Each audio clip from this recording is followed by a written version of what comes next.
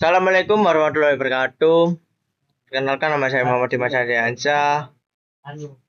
NRP 21 dari kelas D4 PE 4A. Di sini saya akan menjelaskan tools pada etap. Yang pertama di sini ada transformator. Nah, ini transformator. Transformator adalah alat yang berfungsi untuk mentransformasikan tegangan atau arus dari tegangan tinggi ke tegangan rendah atau sebaliknya pada tegangan AC. Arus bolak-balik. Yang kedua ada generator. Ini generator ya. Generator ini berfungsi untuk membangkitkan listrik dari sumber energi mekanik. Dan yang ketiga ada ini CB. Oh ini CB atau circuit breaker. Circuit breaker ini. Circuit breaker di sini berfungsi untuk melindungi sebuah rangkaian listrik yang dari kerusakan yang disebabkan oleh kelebihan beban atau hubungan pendek. Yang keempat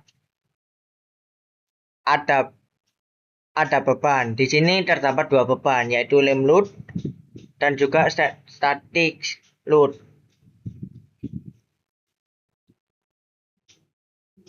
Untuk static load, ini static load.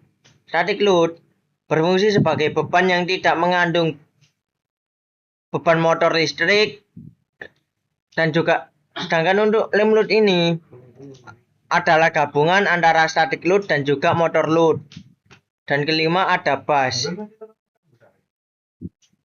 Bus sendiri berfungsi untuk sistem tenaga listrik seperti aluran transmisi, jaringan, distribusi, power grid, dan generator.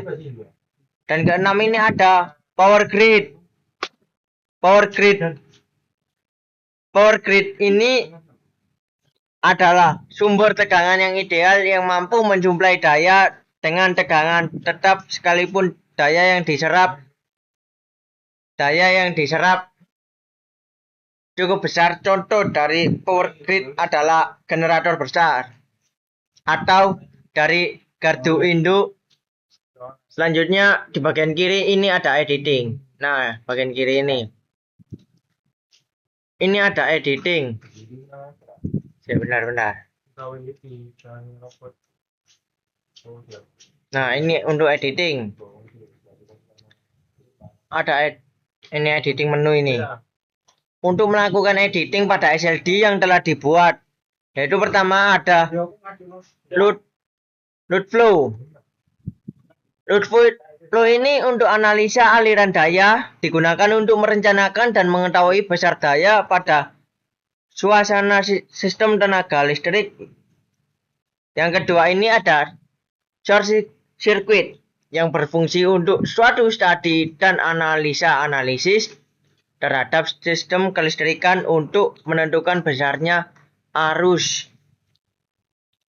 yang dapat mengalir saat terjadi gangguan listrik dan membandingkan nilai tersebut dengan peringkat peralatan dan proteksi hubungan yang dipasang. Yang keempat ini ada motor starting. Ini motor starting. Motor starting, untuk melakukan pemodelan motor starting. Yang kelima ada harmonik. Ini harmonik. Harmonik ini berfungsi untuk melakukan perhitungan analisa distorsi pada sistem tenaga listrik. Dan keenam ini ada resistance stabili. Ini resistance stabili, yaitu suatu studi dan analisa respon sistem tenaga listrik terhadap gangguan seperti hilangnya pembangkit dan perubahan beban mendadak dalam beberapa detik pertama setelah gangguan.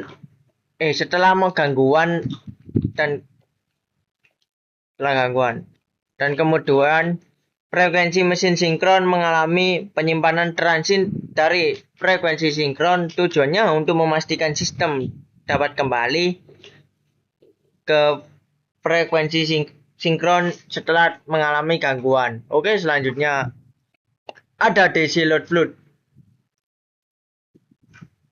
Ini DC load flood.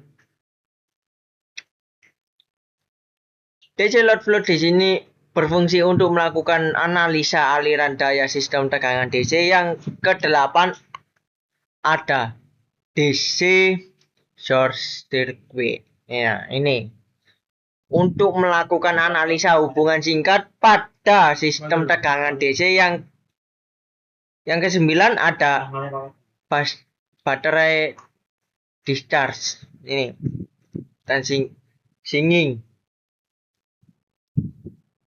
untuk melakukan pemodelan ukuran baterai secara optimal. Yang ke-10 ada unbalanced load flow untuk melakukan analisa listrik,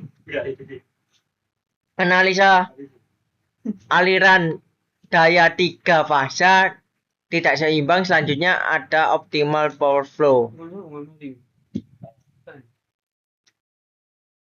Optimal power flow. Nah, ini optimal power flow.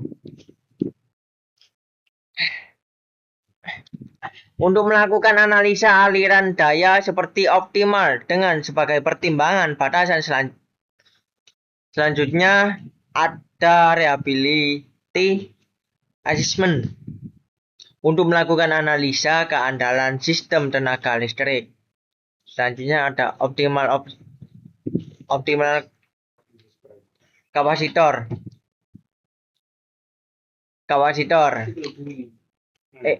placement untuk analisa penempatan kapasitor secara optimal. Demikian penjelasan saya dengan tools pada etap 19.01. Sekian dari saya. Wassalamualaikum warahmatullahi wabarakatuh.